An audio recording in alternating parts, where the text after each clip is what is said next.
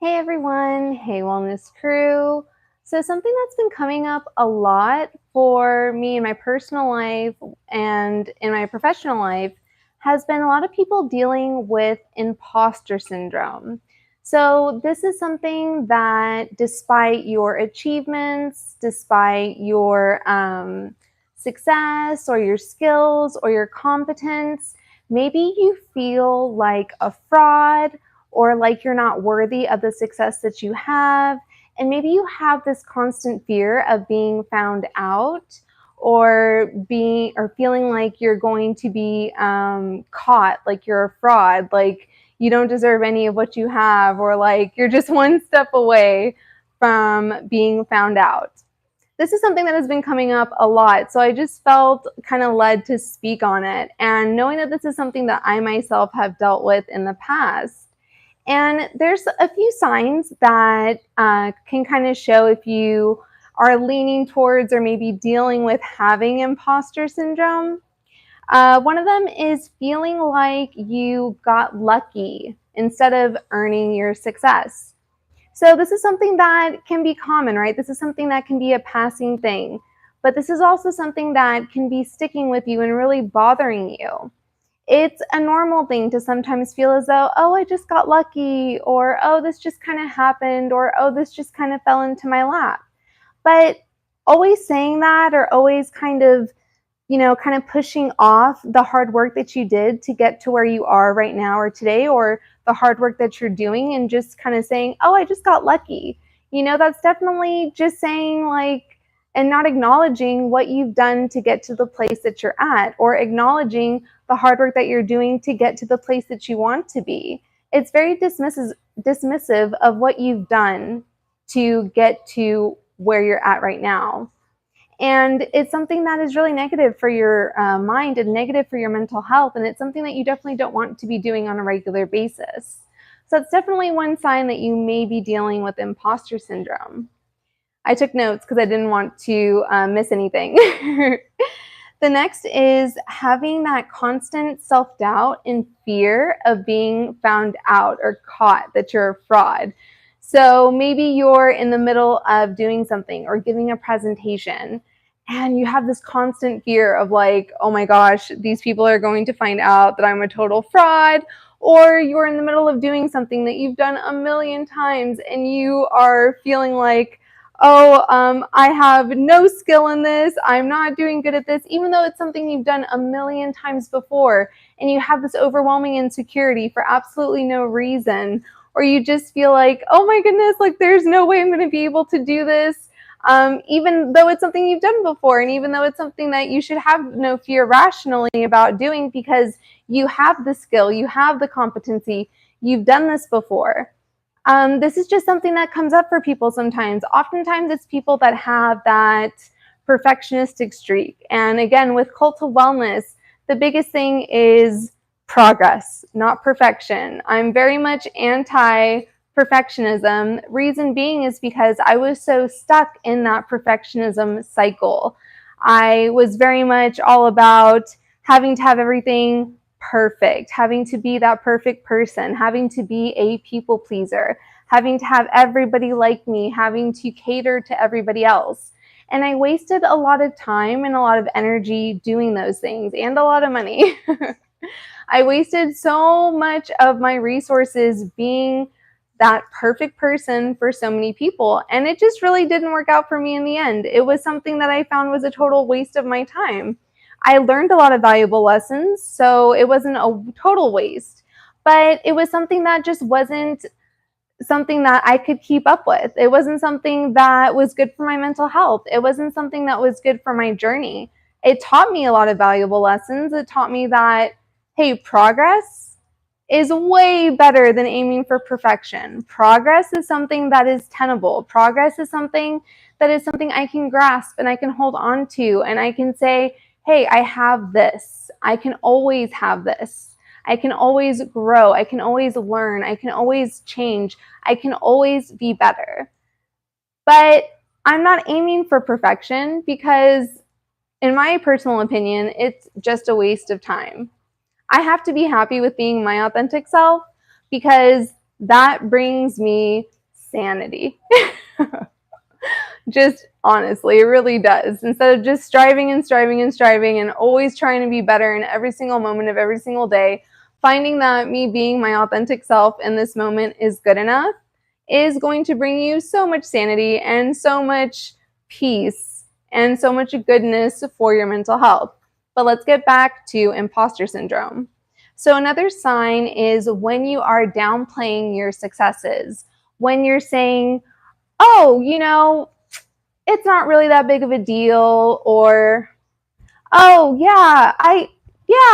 but it wasn't something I did, it was a team effort, or constantly not being able to take accountability for something that you did that was positive, being unable to say, yeah, I did that, or being proud of something that you did, always feeling like you have to constantly downplay it, always feeling like you constantly have to share something that maybe you actually did do alone, or maybe something you did that was actually really huge, and feeling like you can't just say, yeah, I did that, or yeah, I'm proud of myself for doing that, or yeah, it was something awesome that I did, or just being unable to share in that pride, or being unable to share in that joy, and always feeling like you kind of have to pass it off like, yeah, it really wasn't that big of a deal. It was, just kind of something that something that happened, or it wasn't that great, or it could have been better. If you find yourself consistently and constantly doing that, if you find yourself always downplaying things, you may have imposter syndrome. Another thing is overworking to prove your worth. I see this so many times, especially with people that still have that perfectionistic ideal in their head, that feel like they have to be perfect, that feel like they have to prove their worth to others. The constant working, the constant grind, the constant pushing themselves to prove to everybody else, hey, I'm worthy of this, or hey, I'm worthy of your attention, or I'm worthy of this position that I'm in right now, or I'm worthy of whatever it is they feel like they want to be worthy of. You don't really need to be proving your worth to anybody. You're worthy just as you are. But a lot of people with this imposter syndrome feel the need to constantly be proving their worth to people, feel the need to constantly be overworking themselves, bending backwards, literally, not just in yoga, but like literally bending over backwards, working crazy amounts of hours, doing things that maybe aren't the best for their health. They don't have that great of a work-life balance because they feel like they constantly have to prove themselves. They constantly have to show, hey, I am worthy of having a place here. I'm worthy of being here. I'm worthy of being here with you guys. Or, hey, I deserve to be here, or hey, I know I don't deserve to be here, so I'm going to just work harder and harder to prove that I am.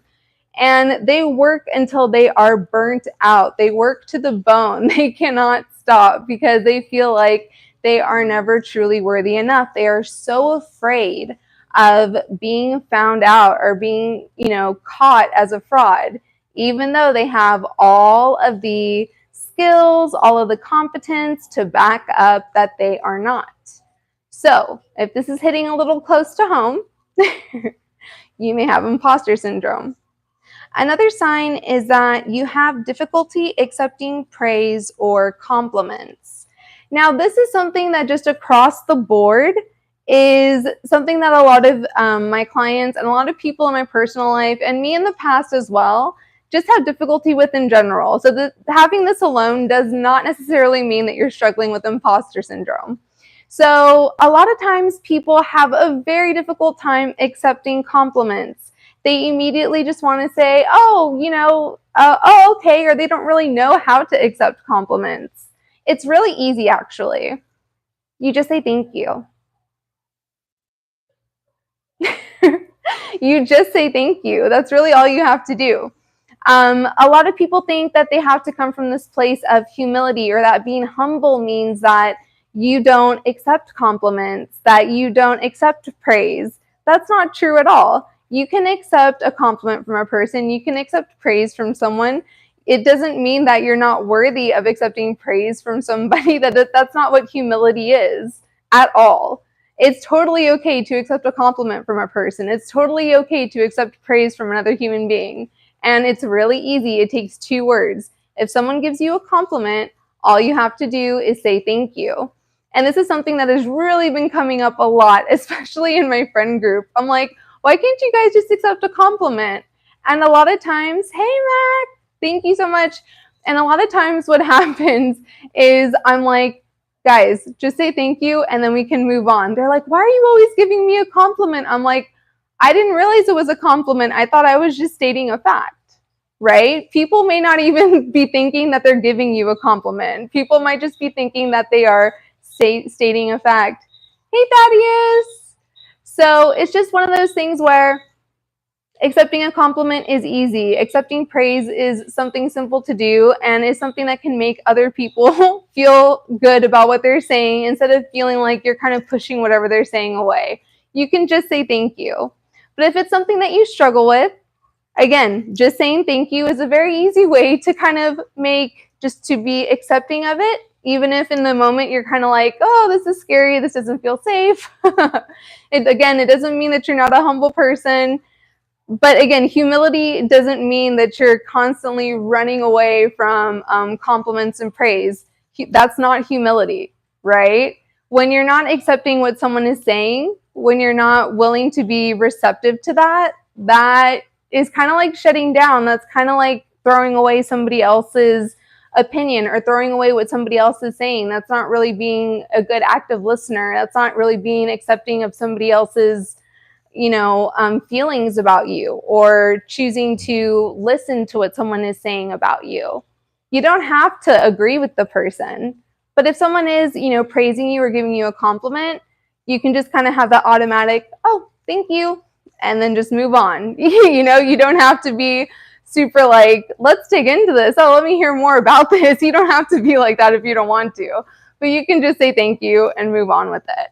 But oftentimes people with imposter syndrome have a really difficult time with this. Really difficult time, right? They just don't feel like they're in a place where they feel like they're worthy or deserving of having any praise or having any compliments. They feel like, no, I'm just going to, stick my nose down, get into work, get into going, because I'm not worthy of this and I don't want to be caught as a fraud and I am afraid. It is a constant fear going on in their minds. Even though they have the skills and the competence to back up their work, it doesn't matter. They still have that fear. And another thing is that they believe that they're not as intelligent or talented as other people believe that they are. So sometimes these people can be people that are really successful, people that are already established, or it can be people that maybe aren't considered as successful or established, but people that are, being held on a certain type of pedestal, right? And oftentimes with that, it is a really uncomfortable place to be because then you are being looked at in a certain way that you don't see yourself as. That doesn't necessarily mean that you have poor self-esteem or low self-esteem, but sometimes people will see you in a certain light that maybe you just don't see yourself as. That doesn't really mean any way, bad or good. It just means that you just don't happen to see yourself that way. And that's perfectly understandable and that's perfectly okay. That's not necessarily something bad. It's just we all have our own perceptions of ourselves. But if you have a decent amount of people holding you on a certain type of pedestal, that's a little daunting. It's a little scary and it's a little like, whoa, people calm down. Calm down, But if you're not seeing yourself as a valuable person, if you're not seeing the value in yourself, if you're not seeing yourself as the gift that you are, that is a problem. And that is definitely something that you want to work on and maybe work with someone on and with about, because it's something that's important, right? You definitely want to increase your self-esteem. You definitely want to increase your the way that you see yourself and your value. Because it really doesn't matter what other people think about you. What's most important is what you think about you.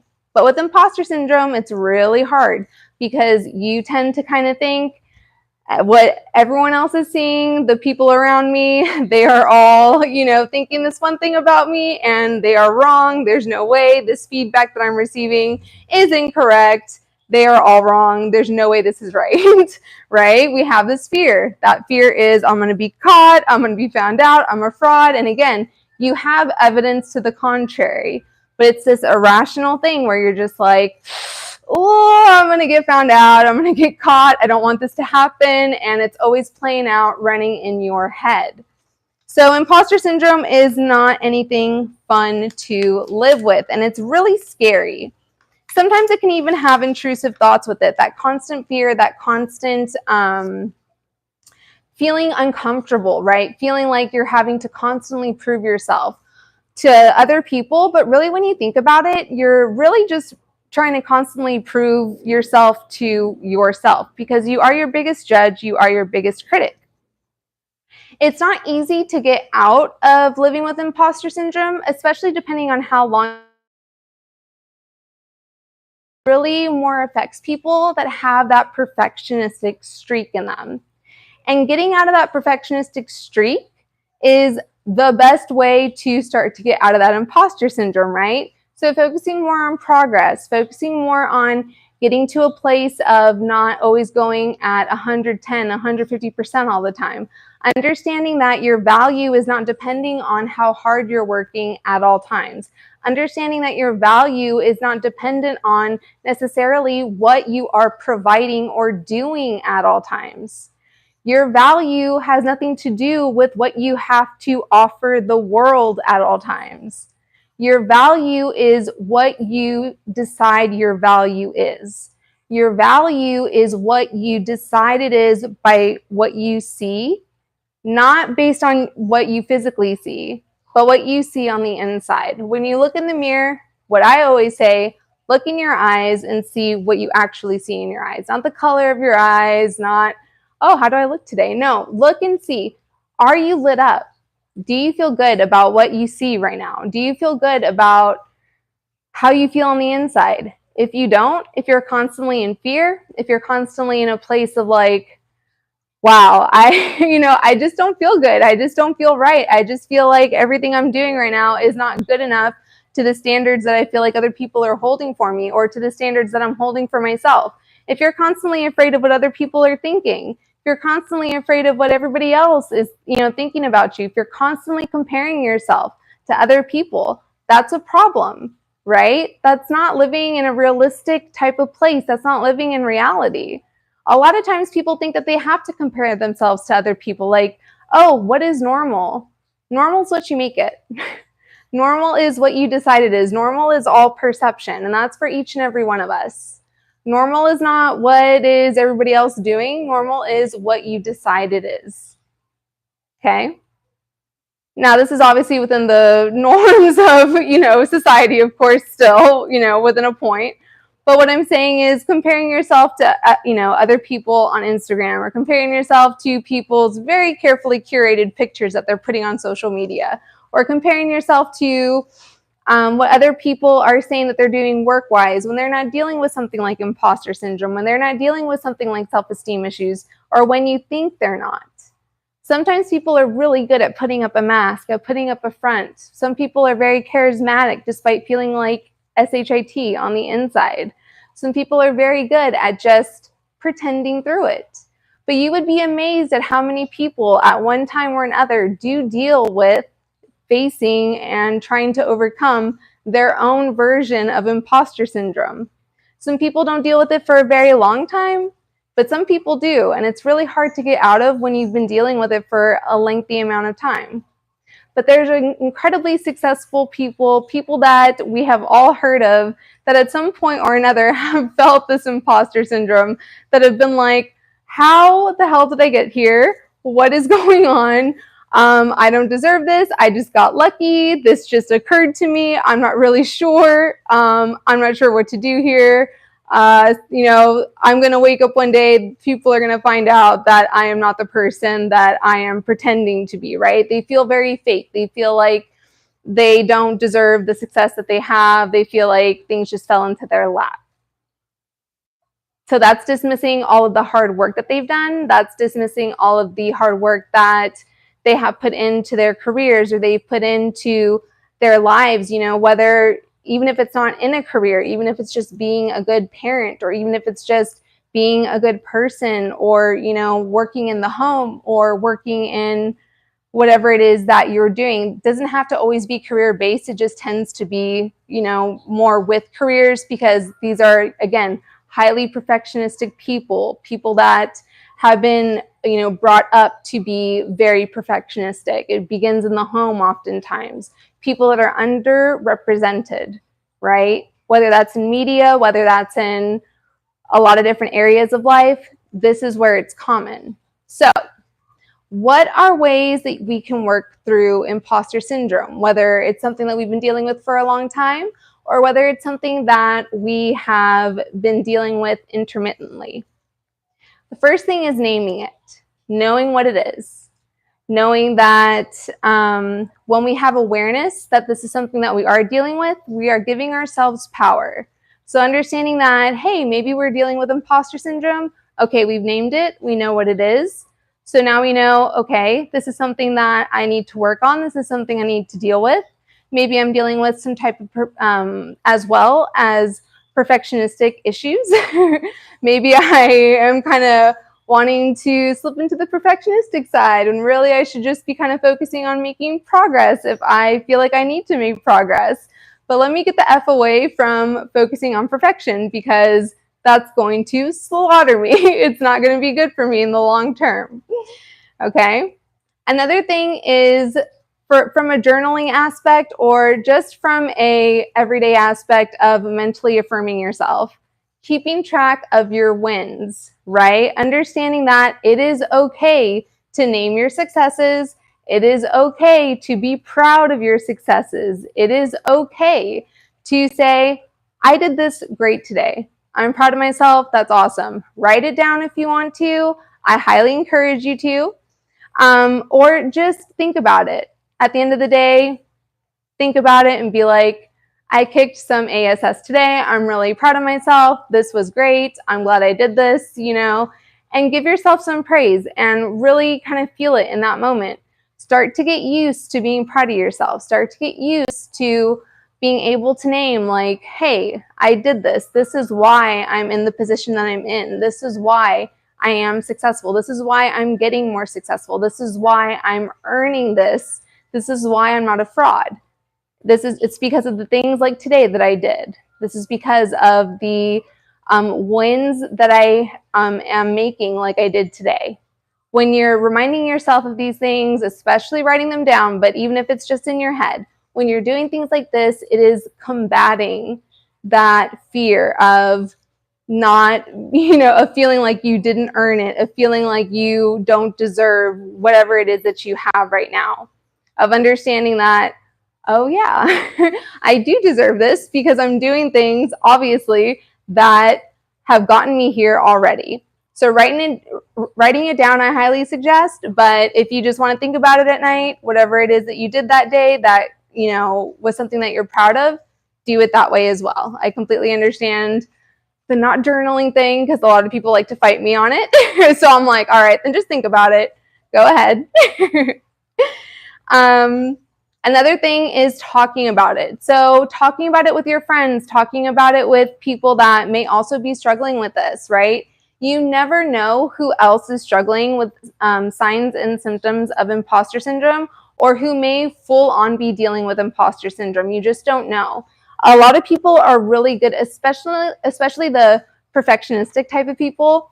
They're really good at hiding it. I know that I was really good at hiding it for a very long time when I was super perfectionistic and super like, yeah, everything has to be perfect and la-di-da-da, and I always had a smile on my face, and I was always like, everything's perfect all the time, and no one could tell anything about anything that was going on with me underneath the surface. I was always so afraid. I was always like, okay, I've had years of training in coaching. I've had years of training in, you know, this field, and yet I still feel like a fraud. I still feel like I don't know what the hell I'm doing. I still feel like I'm not sure, you know, what I should do. And this was an everyday thing. This was an everyday occurrence. This was something that I was facing all the time. I was constantly like, I'm not as good as my peers. I'm not as good as everybody else. And it was an awful way to live. It was awful. And I don't wish that for anybody else. But once I started to talk about it with some of the other coaches, it was amazing to find out that other people felt this way too. Other people were like, Jenna, we've experienced this too. This is something that we've gone through as well. Like, we wake up too and we're like, what the hell are we doing? You know, and it's not because we don't have the knowledge. It's not because we don't have the experience. It's not because we don't have the things behind us that have proven our worth or that have proven, you know, that we have the capacity to do what we're doing. It's just insecurity sometimes, or it's just because we're so used to having to try to go for this idea of perfection that we really don't need to be aiming for. You know, if we want healthy clients, if we want a healthy society, it's aiming for progress. It's not always aiming for perfection, because perfection is just unattainable. At the end of the day, it's unattainable. It's great to have goals. It's great to aim for things, but aiming for perfection is just aiming for getting burned out. And that's just what it is. Another great thing to do is understand that you need to reframe so-called failures, right? When you make a mistake, it's simply a learning opportunity. When you make a mistake, it's simply a chance to be like, okay, how can I learn from this? What can I do in order to learn something from this? It's understanding that you don't have to constantly be at 100% all the time getting things right, because even if you are very successful in your field, or even if you're very knowledgeable in your field, that doesn't mean that you're not going to occasionally make a mistake. If you have to give presentations a lot, or if you have to speak in front of people a lot, that doesn't mean that occasionally you're not going to stumble on your words. That doesn't mean that hiccups aren't going to happen in your presentations. If you have to you know, show certain things or do certain things in your work, or with whatever it is that you're doing, it's not like you're not going to sometimes have hiccups or sometimes make mistakes, right? It happens with everybody. We're not always going to, you know, have everything be perfect at all times, and that's okay. So understand that just because you're not perfect at all times, just because you might make a mistake or you may feel as though you failed in some way, take it as a learning opportunity. Like, okay, well, how can I understand that it's okay to make a mistake, and that this is just something that I can learn from, or this is just something that I can grow from? And maybe the growth point in that is, oh yeah, I'm human. Humans make mistakes. Humans aren't meant to be perfect. That's the learning opportunity. It's not, oh, how can I be better all the time? It's, oh yeah, I'm human. I forgot about that, you know? And at the end of the day, if this is something that you've really been struggling with, if this is something that has been really plaguing you for a long time, you really feel like you're kind of underwater with this, even if you've been masking it for a long time, you've been really good at masking it, finding a therapist or a coach that can really help you identify the deeper patterns, really finding where, hi Samarth, how are you? Finding the deeper patterns, finding where this came from, finding where this started. You know, for a lot of people, it's with their upbringing. For a lot of people, it came from the way they were parented. For a lot of people, it just came from certain cycles in their lives that they experienced. So again, working with someone like a therapist, a coach, finding someone that is good in their field, finding someone that has experience working with people that have dealt with imposter syndrome. Super important. If that's where you feel like you're at, finding someone to work with, I highly encourage, and I say do it as soon as you can, right? The sooner that you're out of the prison of imposter syndrome, the better. Because then you are free to make better choices, free to make better decisions for you. You're not stuck in this constant fear cycle. You're not stuck in this constant, you know, barrage of just negativity, right?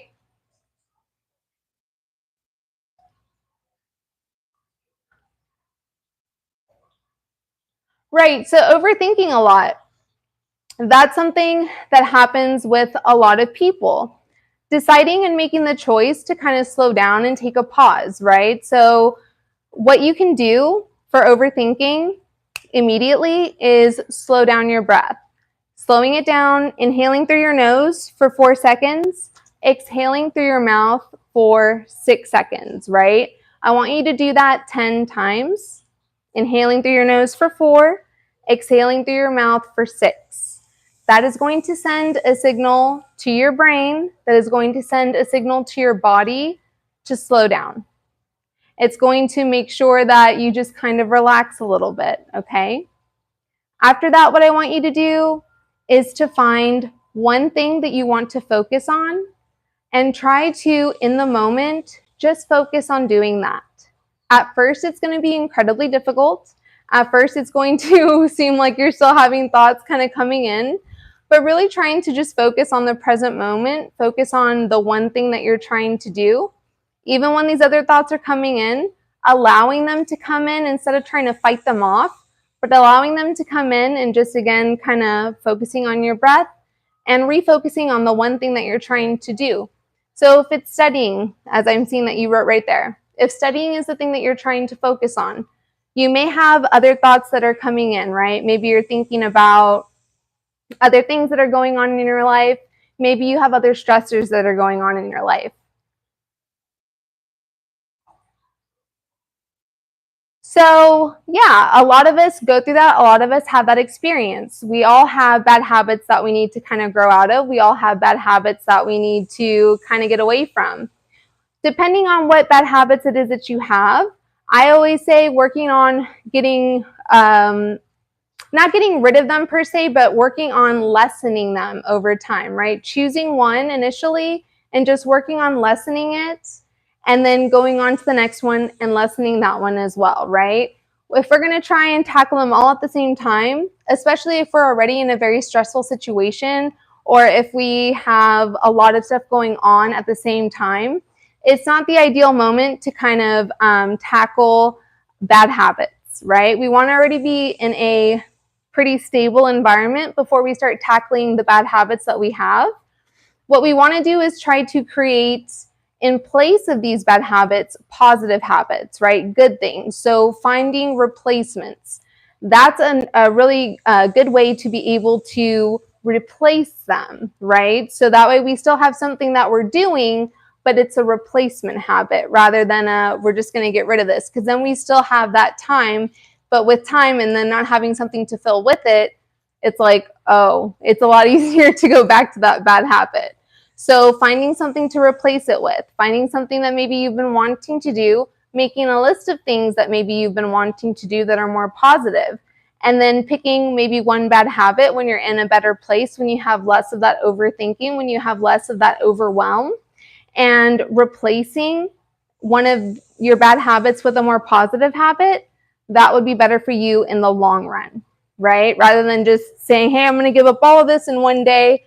That's not something that is going to last in the long term.